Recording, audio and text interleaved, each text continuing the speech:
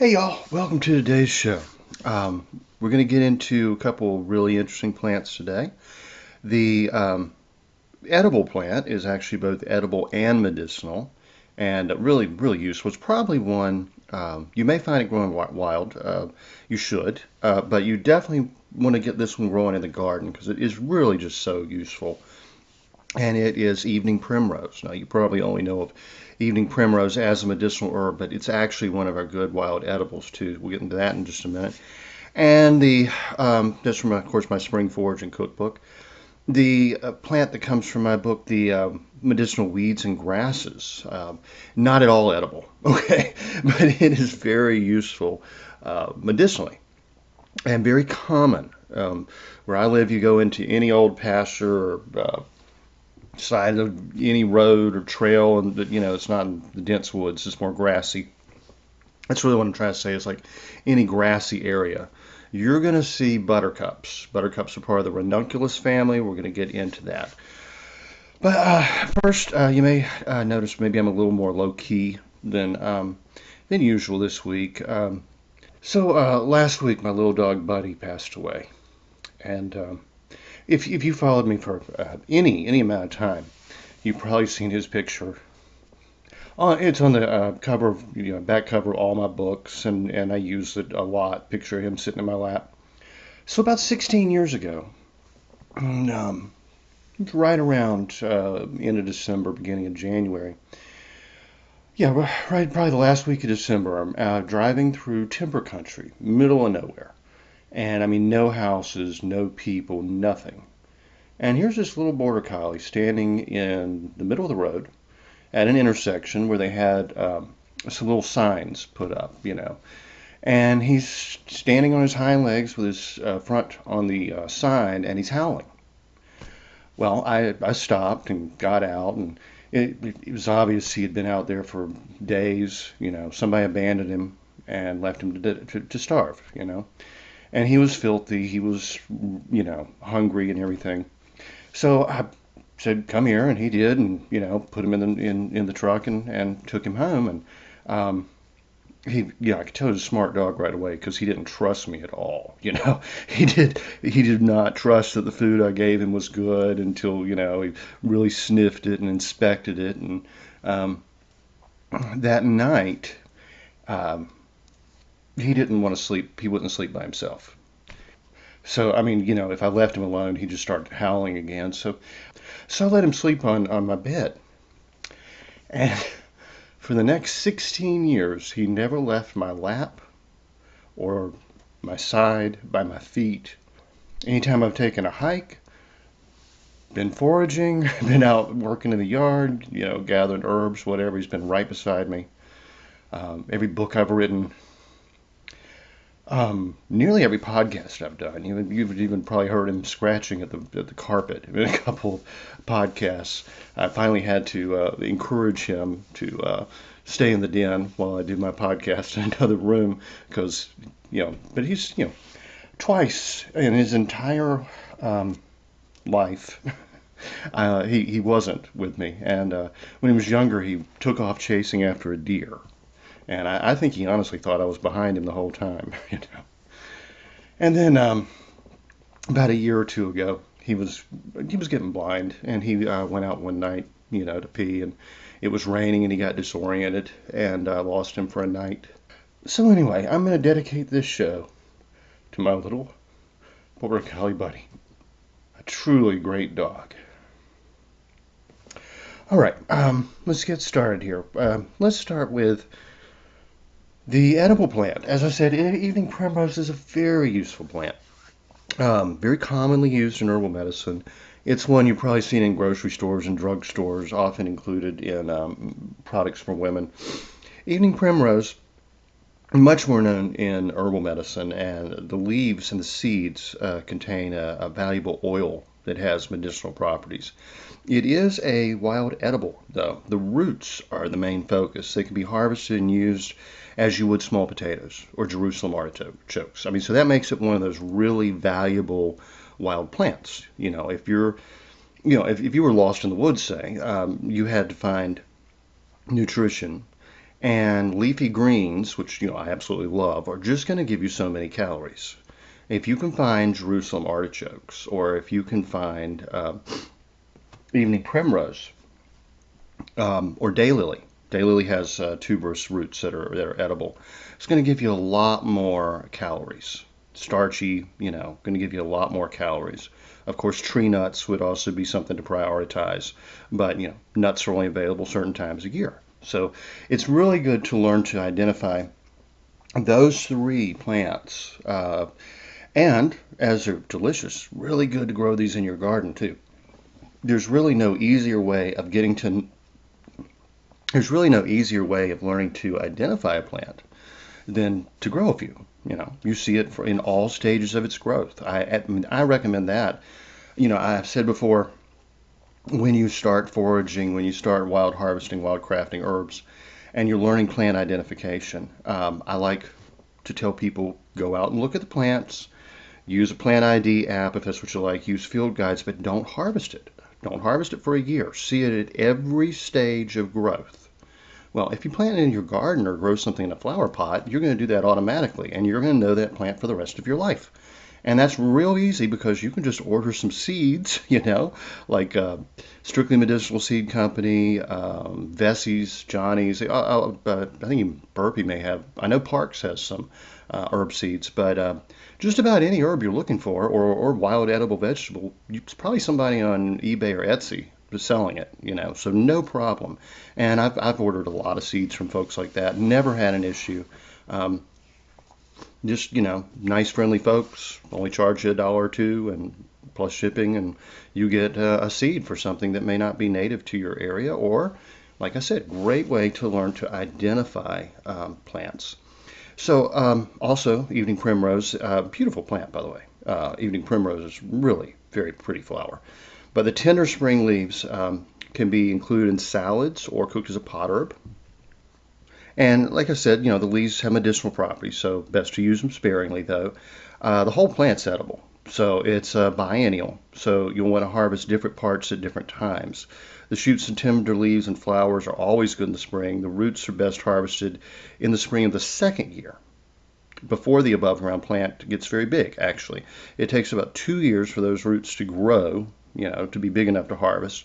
And then in that second year, before it starts to produce a big plant, there's a lot of stored energy in that root. So if you're growing in the garden, if you're out in the woods, you may not have an option. But evening primrose roots are fairly large. They're like huge radishes. Not like a, daikon or something. Maybe about the size of a decent parsnip.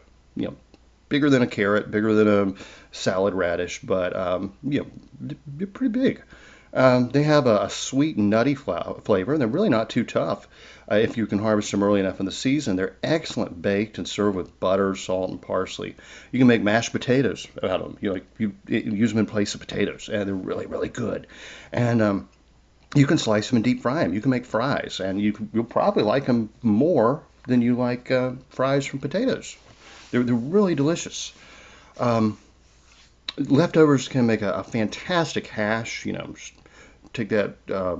Oh wow, before I forget it though, they're in soups, and you could add them to any soup. I mean, toss them in with a pot roast. That's a really good way. A roast chicken with evening primrose roots and maybe some wild onion or garlic or something. Really, really good. But the leftovers just chopped up and fried in some butter with some diced ham or bacon. Oh, that's really good. And some onions. Love that. I always love to do. Well, they used to call it the Waffle House, scattered, smothered, and covered. Well, it's really almost impossible, at least for me, to make hash browns as good as Waffle House hash browns at home. They have them pre-shredded and frozen.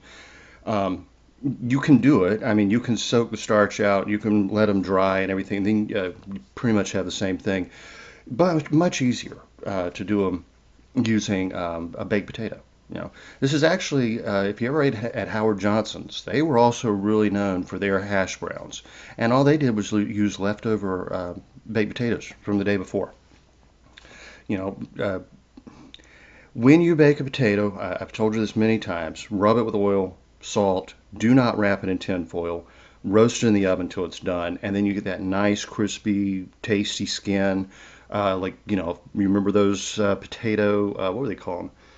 I can't remember the name of them. They used to serve them at TGI Fridays. They were like these little boats of basically just potato skin, loaded with bacon and cheese and onions, and all that. Really good.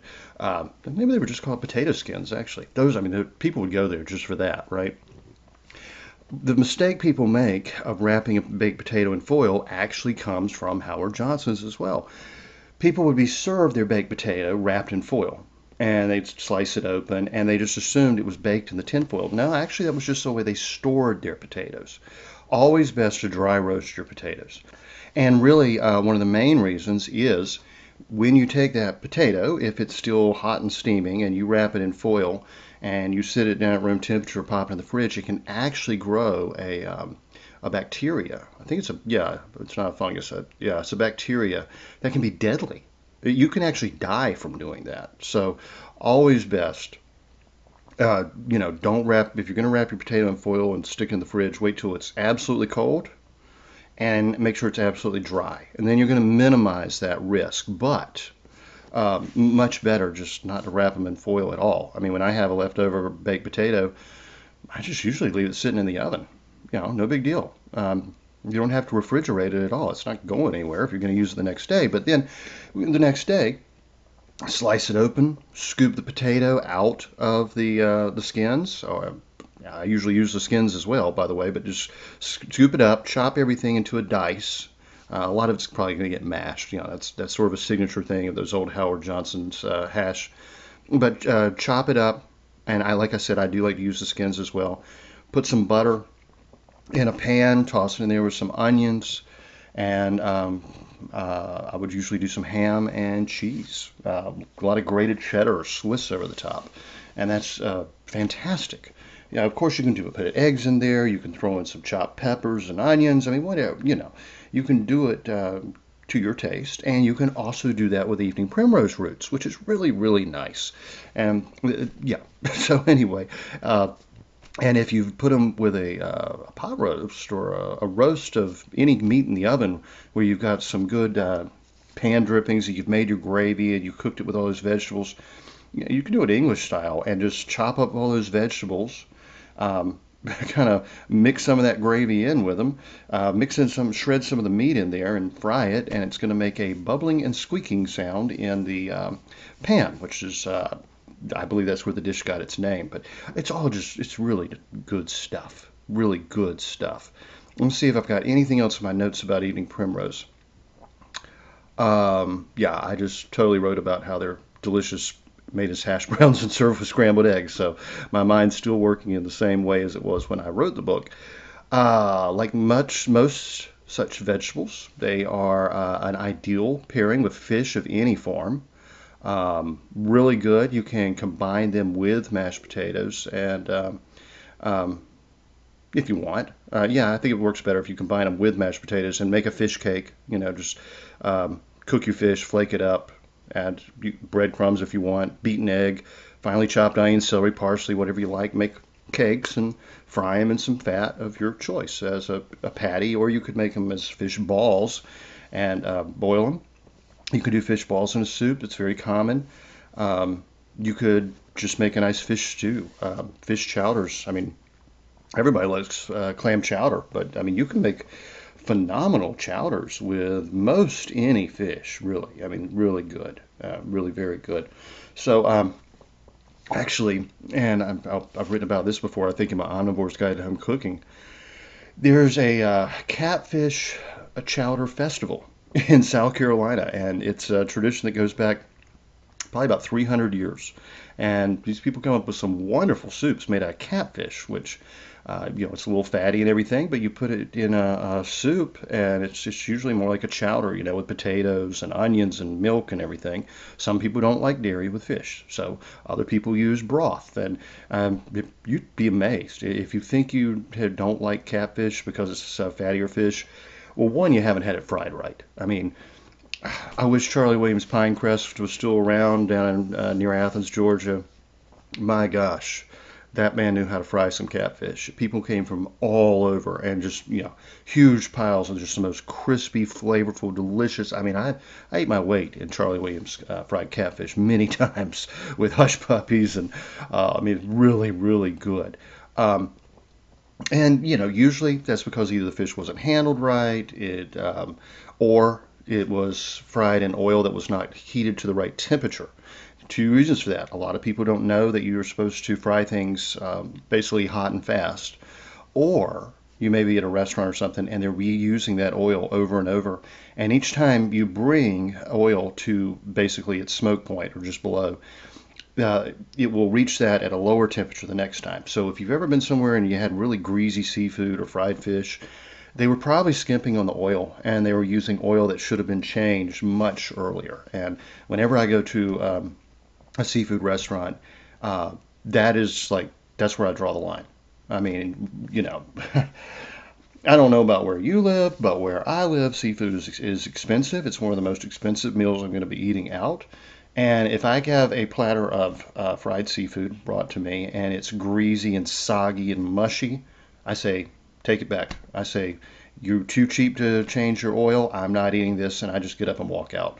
I mean, I don't stick around to argue with them, but I make sure as loudly as I can, this oil should have been changed. You don't care about your customers. I'm gone.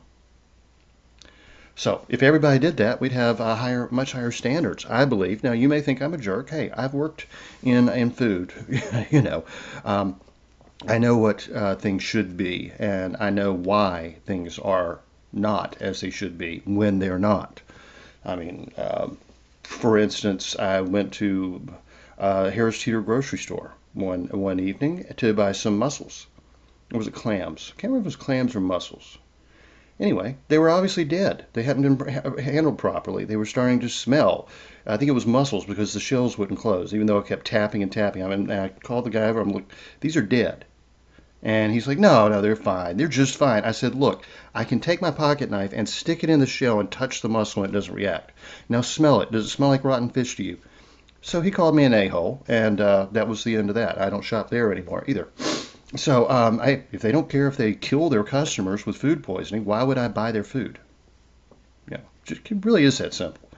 Anyway, as for the medicinal uses of evening primrose, and I shouldn't say I won't shop there again.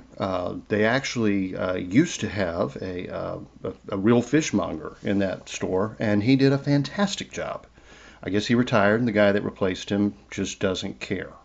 Now, if they were to get another good guy in there that actually knows about seafood, and this guy did. I think he was from Massachusetts on the coast, and he had grown up in seafood. I mean, we would talk recipes, and we would talk, where was this caught, and where do these oysters come from, and he had very strong opinions on farm-raised seafood, as do I. Farm-raised fish, especially farm-raised mussels, are a totally different thing. Oftentimes, they're actually superior to wild mussels. So, farm-raised oysters, very different thing. But farm-raised fish can be really nasty. So anyway, I don't want to just disparage the entire chain when it could just be one guy.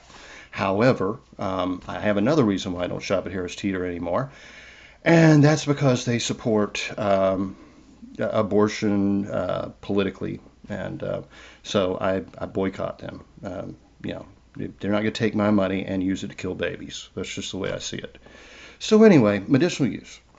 Plants for a Future says, medicinal use of evening primrose. The bark and leaves are astringent and sedative. Yes, it has a nice sedative quality. They have proved of use in the treatment of gastrointestinal disorders and of a functional origin. They good for whooping cough. So a little antispasmodic, and as well as a little bit sedative, and good for asthma. So I'm assuming that would be spasmodic asthma, because that's what we're talking there with whooping cough mostly. A syrup made from the flowers is also an effective treatment for whooping cough. The bark is stripped from the flowering stems and dried for later use. The leaves are also harvested and dried at this time. Evening primrose oil has become a well-known food supplement since the 1980s. Research suggests that the oil is very valuable in the treatment of multiple sclerosis, premenstrual tension, hyperactivity, etc. It is also taken internally in the treatment of eczema, acne, brittle nails, rheumatoid arthritis, and alcohol-related liver damage. Regular consumption of the oil helps to reduce blood cholesterol levels and lower blood pressure. The seed is a good source of gamma-linoleic acid, and unsaturated fatty acid, which assists in the production of hormone-like substances. That's why you'll often see it included in natural menopause products.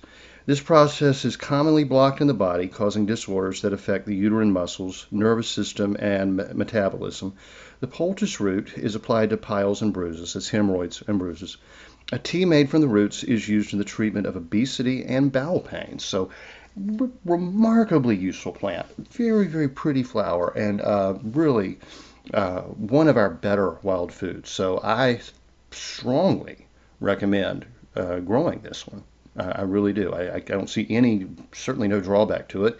It's pretty enough to be in any ornamental garden, and it's one of our more medicinal edible plants. And now let's talk about the ranunculus family. As I said, very, very common. If you ever laid in the grass and gotten up with a red stinging spot on your skin, you probably laid on a buttercup. They are irritating. While buttercups are somewhat toxic and irritating to the skin, they have been used medicinally and even as a food. Now, that's not every variety. I'm going to advise caution on that. We'll cover it just a little bit. I do not consider this to be an edible plant. Okay, I'm just saying that right up front. But due to the potential toxicity of the family, I actually decided not to quote from a lot of the ancient writers that I usually do reference. It comes into taxonomy. That's how we name plants. And plants, the names of plants have changed names many times over the centuries. And when we're dealing with a plant that can be poisonous, I don't want to be confused with a safe plant and give you the wrong use. So we're going to start with Miss Grieve. Miss Grieve, a modern herbal from 1930s. She says the bulbous buttercup or crowfoot. Let me just go ahead and give you the names of the ranunculi, I guess, that grow wild in my area. But this is the whole family of ranunculus. There's Ranunculus acris. It's called burrwort, buttercup. All these are called buttercup, by the way. Figwort, crowfoot, burrwort, Ranunculus carolinianus. That's Carolina buttercup, and it is ridiculously plentiful. Ranunculus vicaria, also known as dusky maiden. What a neat name that is. There's another one I like. Lesser celandine. That's one that's often called. And then there's Ranunculus sarduus, I guess. and that's known as hairy buttercup or hairy crowfoot. And I'm pretty sure I went to school with hairy crowfoot. I did grow up in and around about 5 Indian tribes. But anyway, Ranunculus bulbosus was the one that she was really familiar with in England, also known as crowfoot, and she says one of the most common members of the ranunculus family, covering the meadows in May with dazzling yellow. Absolutely. The specific name bulbous refers to the bulb-like swelling at the base of the stem, so that's really the only way you can tear those apart. And it was written about by Shakespeare and appeared in a lot of poetry and such.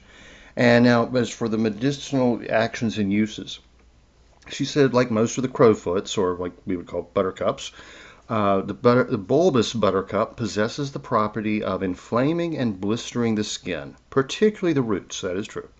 And they are said to raise blisters with less pain and greater safety than Spanish fly, and have been applied for that purpose, especially to the joints in gout. That means rheumatic joints. It's a counter irritant. It's just like when you put on a liniment, like icy hot or something, and it helps with the pain.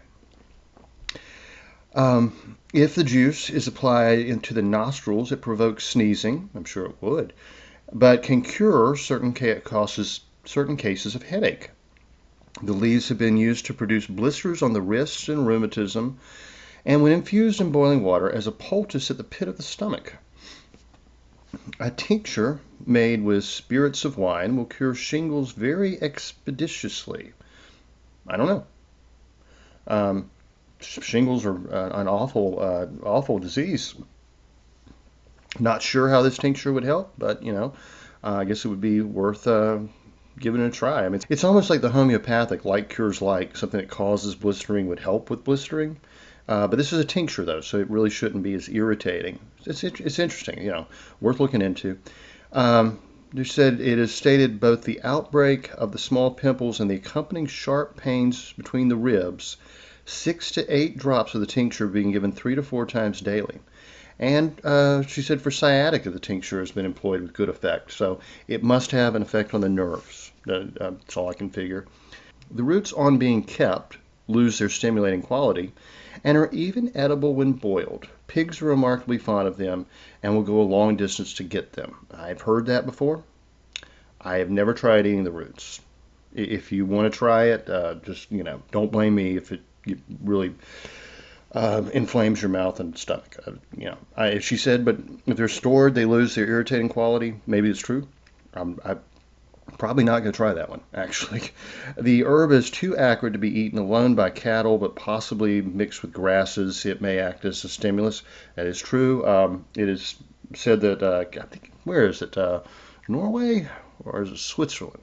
That anyway, the cow's milk has a natural yellow tint to it because they eat so many buttercups.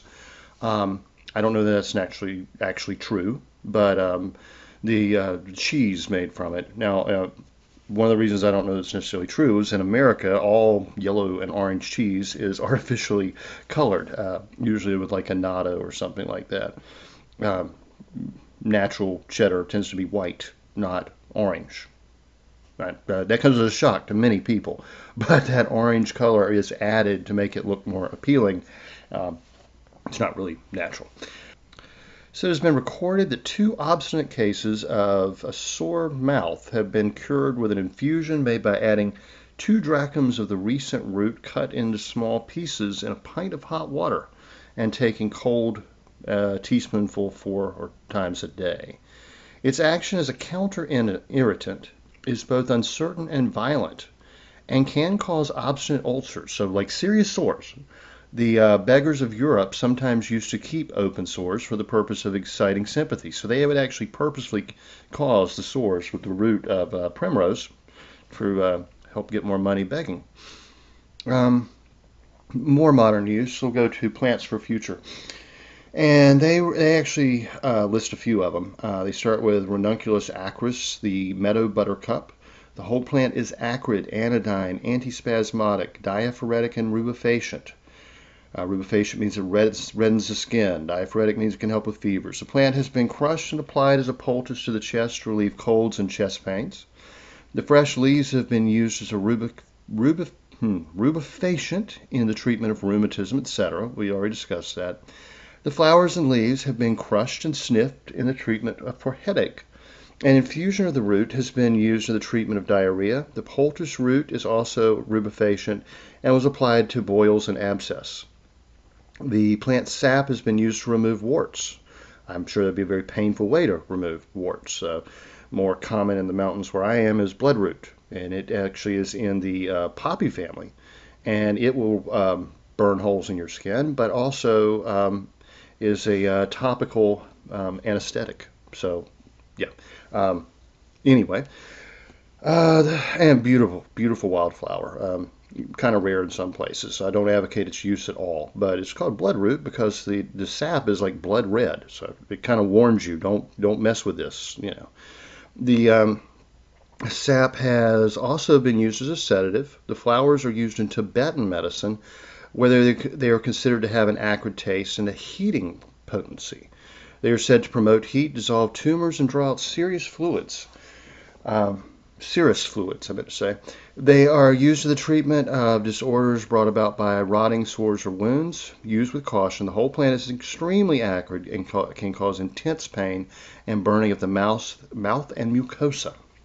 Ranunculus ficaria, medicinal use of lesser celandine.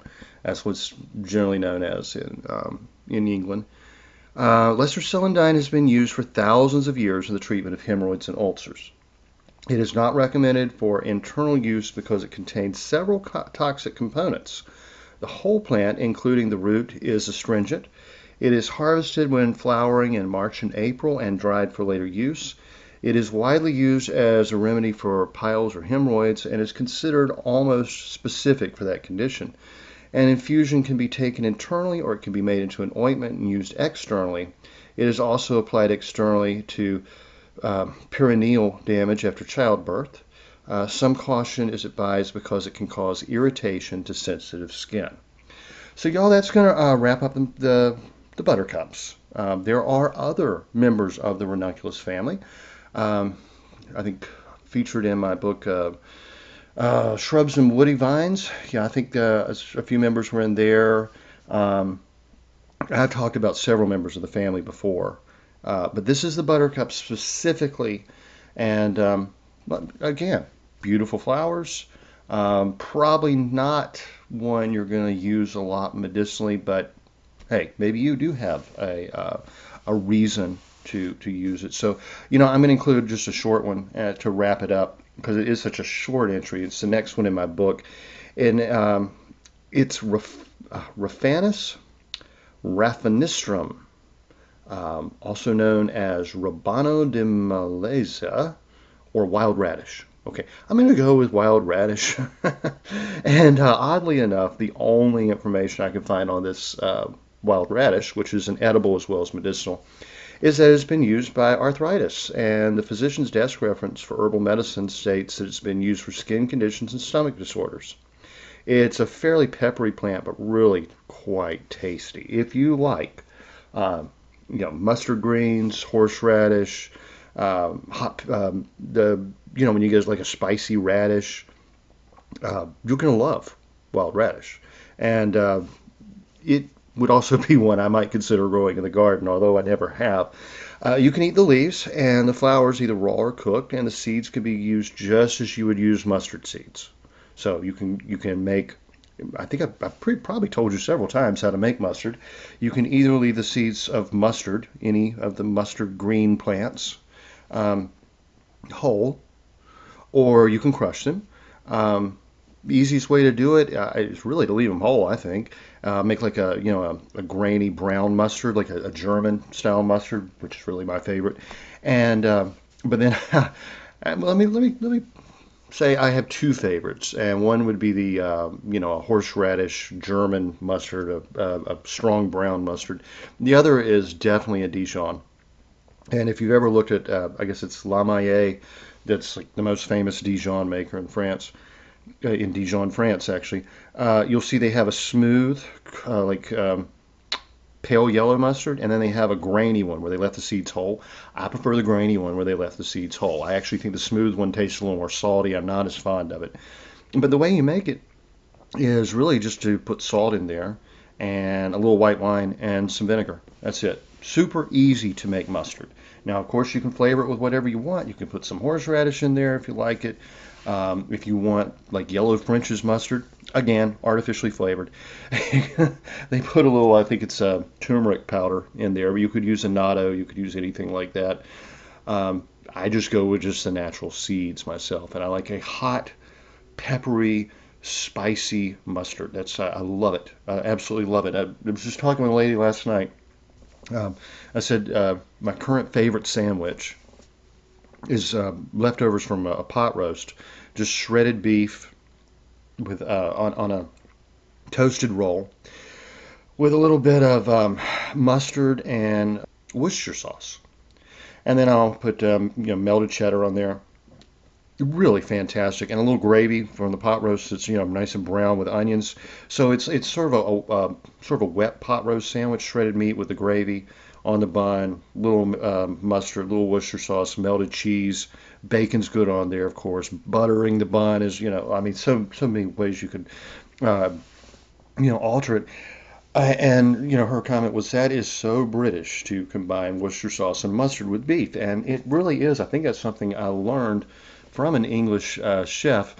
If you haven't tried it, you'll probably be really surprised. Great on beef, really great on pork chops. A lot of times I'll just take pork chops and take some mustard and Worcester sauce, I guess is the proper way to say it, or Worcestershire. But anyway, I just take that combination, rub it on those pork chops, maybe a little bit of parsley, and grill them up or roast them in the oven, and really very good. Good with chicken. That's also very, very good, especially with roast chicken. But anyway, it is the wild radish is a very nutritional plant, even though it's little known. Botany in a Day said of Raphanus or wild radish, it's one of the strongest members of the mustard family and is used like black or white mustard. That's like literally all I can find on that plant. And I mean, I've been through my whole library and I've looked online. I've always known it as a wild edible. And because I am such a fan of the mustard family, it's really one of my favorites. So I wanted to include that one. And, leave things on a high note, on an enjoyable, positive note, because it's been a very, very sad few weeks. Very, very sad. He was in slow decline for quite a while, and then he just stopped eating and drinking and slept, and was, after a few days he was gone. Didn't seem to suffer. I'm glad for that. I would not have allowed him to suffer, and going to be missed for years. All right, y'all. Have a good one. I'll talk to you next time. The information in this podcast is not intended to diagnose or treat any disease or condition. Nothing I say or write has been evaluated or approved by the FDA. I'm not a doctor. The U.S. government does not recognize the practice of herbal medicine, and there is no governing body regulating herbalists. Therefore, I'm really just a guy who studies herbs. I'm not offering any advice. I won't even claim that anything I write or say is accurate or true. I can tell you what herbs have been traditionally used for. I can tell you my own experience and if I believe an herb has helped me. I cannot nor would I tell you to do the same. If you use an herb anyone recommends, you are treating yourself. You take full responsibility for your health. Humans are individuals and no two are identical. What works for me may not work for you. You may have an allergy, a sensitivity, an underlying condition that no one else even shares and you don't even know about. Be careful with your health. By continuing to listen to my podcast or read my blog, you agree to be responsible for yourself, do your own research, make your own choices, and not to blame me for anything ever.